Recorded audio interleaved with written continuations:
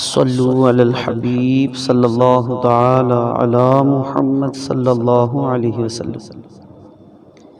آئیے جو ہم صلی اللہ علی محمد میں اکثر پڑھتا رہتا ہوں تو اس کی فضیلت بھی سماعت فرماتے ہیں، اور کچھ خضر علیہ السلام کا اس میں ذکر ہے تو خضر علیہ السلام کے بارے میں بھی کچھ عرض کرنے کی کوشش کروں گا۔ سیدنا ابو المظفر محمد بن عبداللہ خیام سمرقندی رحمۃ اللہ تعالی علیہ فرماتے ہیں کہ میں ایک روز راستہ بھول گیا، اچانک ایک صاحب نظر آئے اور انہوں نے کہا میرے ساتھ آؤ۔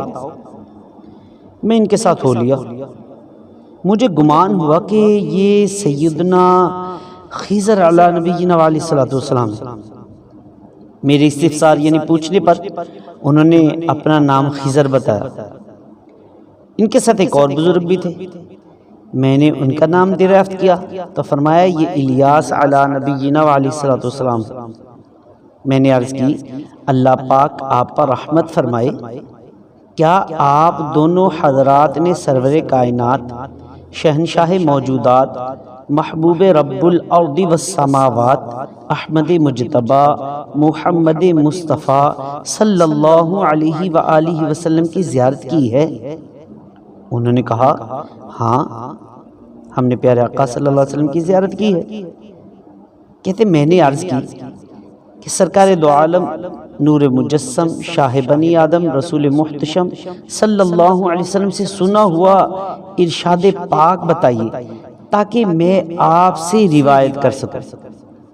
انہوں نے فرمایا کہ ہم نے رسول پاک صلی اللہ علیہ وسلم کو یہ فرماتے ہوئے سنا ہے کہ جو شخص مجھ پر درود پاک پڑھے اس کا دل نفاق سے اسی طرح پاک کیا جاتا ہے جس طرح پانی سے کپڑا پاک کیا جاتا ہے۔ فرماتے نیز جو شخص صلی اللہ علی محمد پڑھتا ہے تو وہ اپنے اوپر رحمت کے 70 دروازے کھول لیتا ہے۔ اللہ اکبر۔ القول البدیع اور جذب القلوب میں یہ موجود ہے واقعہ۔ تو صلی اللہ علی محمد پڑھنے کی عادت بنائیے اور اپنے اوپر رحمتوں کے خوب دروازے کھلوائیے۔ تو اس بیان کردہ روایت میں خضر علیہ السلام اور الیاس علیہ السلام کا ذکر خیر بھی ہے۔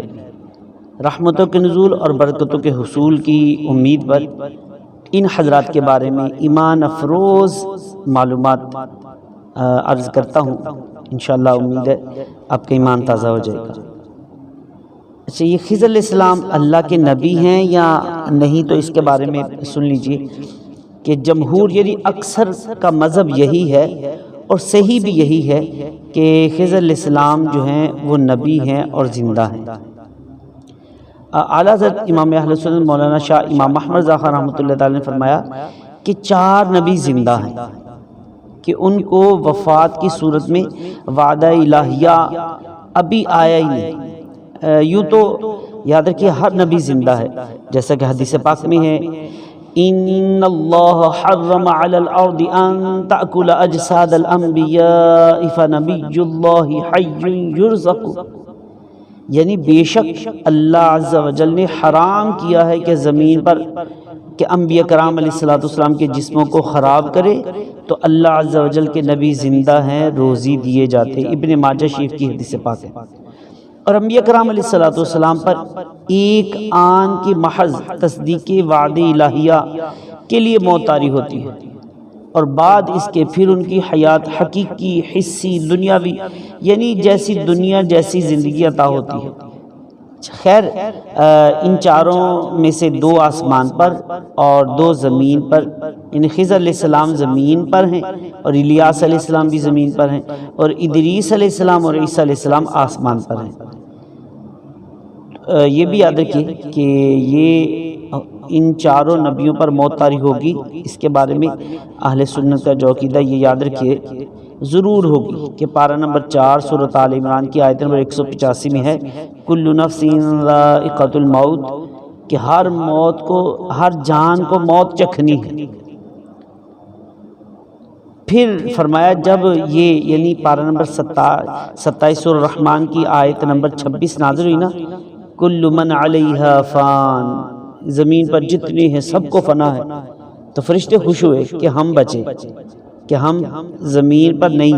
جب دوسری آیت یعنی پارہ نمبر 4 سورۃ آل عمران کی آیت نمبر 185 نازل ہوئی، کل نفس ذائقۃ الموت، تو ہر جان کو موت چکھنی ہے، ملائکہ نے کہا اب ہم بھی گئے، اللہ اکبر، یعنی ہمیں بھی موت آئے گی۔ تفسیر روح البیان میں اس طرح کچھ موجود ہے۔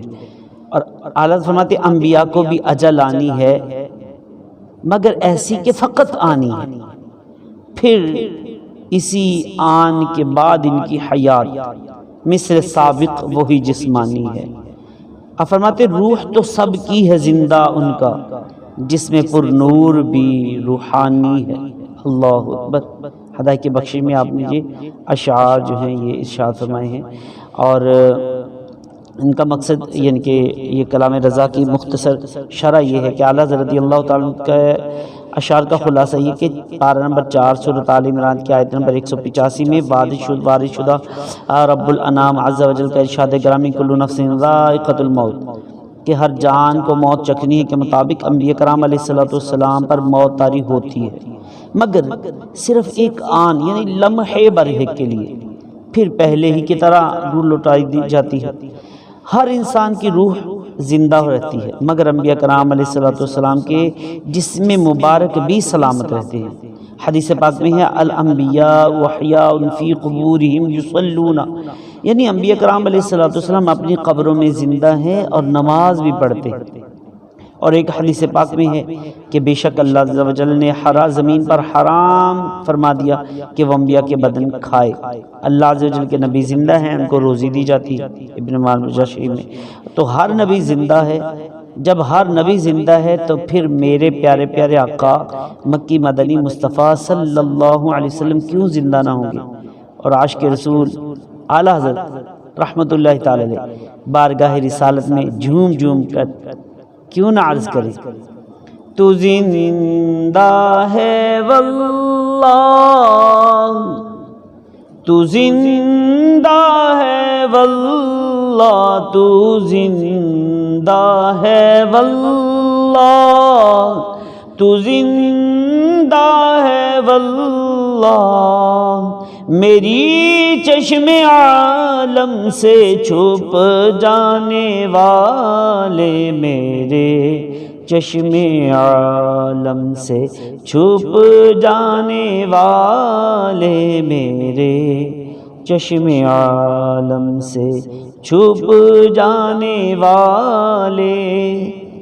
تو حضرت فرماتے کہ دنیاوی اور ظاہری آنکھوں سے اے میرے چھپ جانے والے اور مجھے بظاہر نہ نظر آنے والے، خدا کی قسم، اللہ کی قسم آپ زندہ ہیں، اللہ کی قسم آپ زندہ ہیں۔ صلو علی الحبیب صلی اللہ تعالی علی محمد صلی اللہ علیہ وسلم۔ اللہ پاک ہمیں جو سنا ہے، جو سنایا ہے، اس کو یاد رکھ کر عمل کر کے دوسروں تک بھی پہنچانے کی توفیق عطا فرمائے، آمین بجاہ النبی الامین صلی اللہ علیہ وسلم۔